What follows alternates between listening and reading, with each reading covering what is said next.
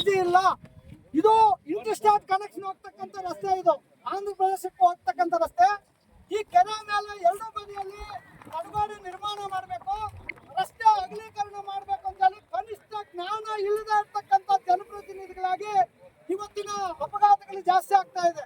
ಈ ಅಪಘಾತಗಳು ಇಲ್ಲಿಂದ ಹಿಡಿದು ಬಾಗೇಪಲ್ಲಿಯಿಂದ ಹಿಡಿದು ಕೂಳೂರ್ವರೆಗೂ ಕೂಡ ಎರಡು ರಸ್ತೆಗಳನ್ನ ನಿರ್ಮಾಣ ಮಾಡಬೇಕು, ರಸ್ತೆ ಅಗಲೀಕರಣ ಮಾಡಬೇಕು, ಪ್ರಮುಖವಾಗಿ ಜೀವಗಳನ್ನು ಉಳಿಸಬೇಕು.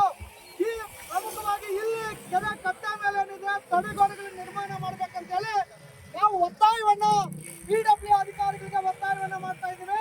ಅವ್ರಿಗೆ ಕಿವಿ ಇಲ್ಲ, ಕೇಳಿಸಲ್ಲ, ಕಣ್ಣುಗಳಿಲ್ಲ, ಕಾಣಿಸಲ್ಲ. ಯಾಕಂತ ಹೇಳಿದ್ರೆ ಸುಮಾರು ದಿನಗಳಿಂದ ಕೂಡ ಇದ್ರ ಬಗ್ಗೆ ಸೋಷಿಯಲ್ ಮೀಡಿಯಾದಲ್ಲಿ ಬರ್ತಾ ಇದೆ, ಸಮಸ್ಯೆ ಆಗ್ತಾ ಇದೆ ಅಂತೇಳಿ. ಕನಿಷ್ಠ ಕೂಡ ಜವಾಬ್ದಾರಿ ಇರ್ತಕ್ಕಂಥ ಅಧಿಕಾರಿಗಳು ಬಂದು ಇದನ್ನು ಏನ್ ಮಾಡ್ಬೇಕಂತ ಮಾಡ್ತಾ ಇಲ್ಲ. ಹಾಗಾಗಿ ಜನಪ್ರತಿನಿಧಿ MLAಗೂ ಮತ್ತು PW ಅಧಿಕಾರಿಗಳಿಗೆ ನಾವು ಎಚ್ಚರಿಕೆಯನ್ನು ಕೊಡ್ತಾ ಇದ್ದೀವಿ. ರಸ್ತೆ ಅಗಲೀಕರಣ ಮಾಡಬೇಕು, ಎರಡೂ ಕಡೆ ತಡೆಗೋಡೆ ನಿರ್ಮಾಣ ಮಾಡ್ಬೇಕಂತೇಳಿ ಈ ಮೂಲಕ ನಾವು ಒತ್ತಾಯವನ್ನು ಮಾಡ್ತಾ ಇದ್ದೀವಿ. ಅಧಿಕಾರಿಗಳು ಬಂದು ಮನವಿಯನ್ನು ಸ್ವೀಕಾರ ಮಾಡಿದ್ದಾರೆ. ನಾಳೆ 10 ಗಂಟೆಗೆ ಅಲ್ಲಿ ಸಭೆಯನ್ನು ಕರಿತೀವಿ ಅಂತ ಒಪ್ಕೊಂಡಿದ್ದಾರೆ.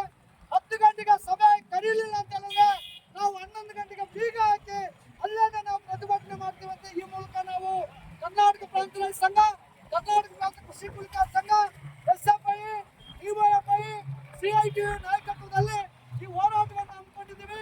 ಅಧಿಕಾರಿಗಳು ತಕ್ಷಣನೇ ಕೈಗೆತ್ತಿಕೊಂಡು ಈ ಸಮಸ್ಯೆಯನ್ನು ಬಗೆಹರಿಸಬೇಕಂತ ಈ ಮೂಲಕ ನಾವು ಒತ್ತಾಯವನ್ನು ಮಾಡ್ತೇವೆ. ಈ